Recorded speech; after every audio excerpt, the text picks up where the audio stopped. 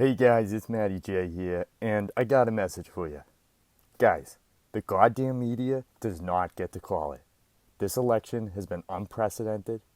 It's hotly disputed. The media is lying and pushing disinformation, claiming that Biden clearly won, and we cannot concede to them. Alright? Guys, this election's been unprecedented in nearly every way. It's had the largest turnout ever, certainly in terms of sheer numbers and up there in terms of eligible voter percentage. To put this in perspective, Trump, despite all this whining about him losing the popular vote, got the second most votes in history. Popular vote, crushed Obama, all right? It's the first time in the nation's history that 100 million people have voted by mail, which is a degenerative way of voting. It's a third world country way of voting. 63% of countries in the European Union bailed mail-in voting. Guess why, guys? Unless you're living abroad in the European Union, you can't. Yet the media blasts this idea into the tiny brains of millions of pliant Americans that, it's totally acceptable, no chance for fraud. And, just like other information pollutants they're putting out there, they're recklessly discharging this into the American political atmosphere, and morons left, right, and center are swallowing it. All right? This election's also unprecedented in how hotly contested it was.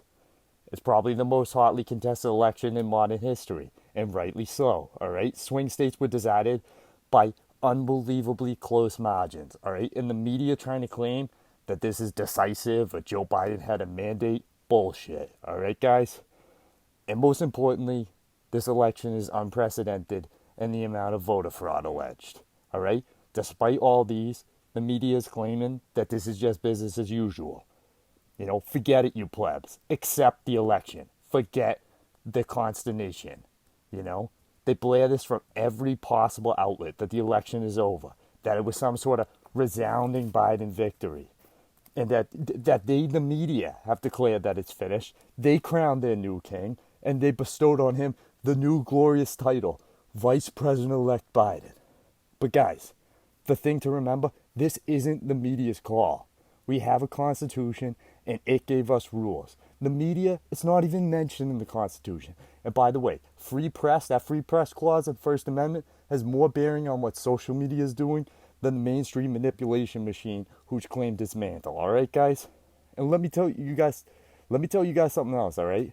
The louder the media professes, the less you should believe this. This is an absolute sham. They're perpetrating a crime right here, all right? Even if we assume ad arguendo that they're correct and that there was no or maybe minimal voter fraud and that Joe won it fair and square, all right? You would think at least a fair media would acknowledge that the tallying of votes was the strangest in modern American history, that it took days and weeks and the count's still out in a bunch of states, and the flip from Donald Trump to Joe Biden over the past couple of days was fraught with questions, and they would have thought that in the interest of the country and unity, which everyone's proclaiming unity is so important, they would at least examine the question and decide whether the deciding ballots are actually legitimate.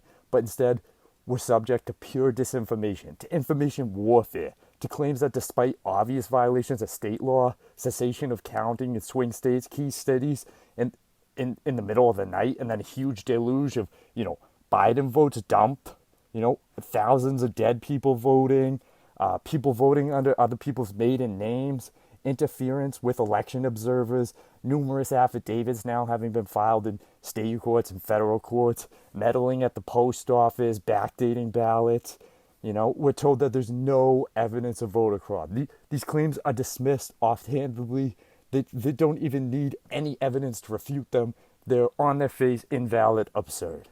And despite the massive wave of litigation, mandatory recounts, state audits, we're told that all the claims in federal court and state courts are unmeritorious claims. It's a desperate charade. They're mocked for even asking. They say, where's the evidence? This is all bullshit, all right? To bring a suit, you just need to state a claim that relief is plausible on its face, and the court construes the facts in a way that's most favorable to a party bring the suit. And you know what, guys? You don't have to be a lawyer. I don't have to be a lawyer. You just look this up, guys. It's not that hard. It's not like all these lawsuits are failing, motion to dismiss. It's gone out of court. I mean, this is a joke. The huge potential issues with voter counting system. Guys, you got to keep your eyes on this Dominion voter system. These glitches appear to be granting Biden thousands of votes. And if the information that's come out through like Gateway Pundit and stuff is verified, I mean, this could really account for some of the disparities in Biden's performance in the swing states via the rest of the country. It could reshape the election, all right? And yet, despite this, there's no reporting, no questions are asked. None of these discrepancies are ever looked into. And according to the media, the election is entirely uncontested. They called it. They called it, guys. It's over. And you know what? You must submit. But these fools in the media, they think they can lord over all of us and just decide the election. But guess what, guys? They don't get to decide the election. And any position not endorsed by the mainstream media is a conspiracy theory, an unfounded conspiracy theory. But you know what these idiots forgot? That absolute brain-dead witch on Fox News who got caught with that disgusting shriek-looking thing on her face when she said that they called it, was totally aghast that any peon would dare defy her. Guess what? Screw them. They got no role. The Constitution laid it out. State law lays it out. It's up to state legislatures. They pick electors, and electors pick the president, all right? So this thing ain't decided till December. So no, New York Times, you don't declare the president.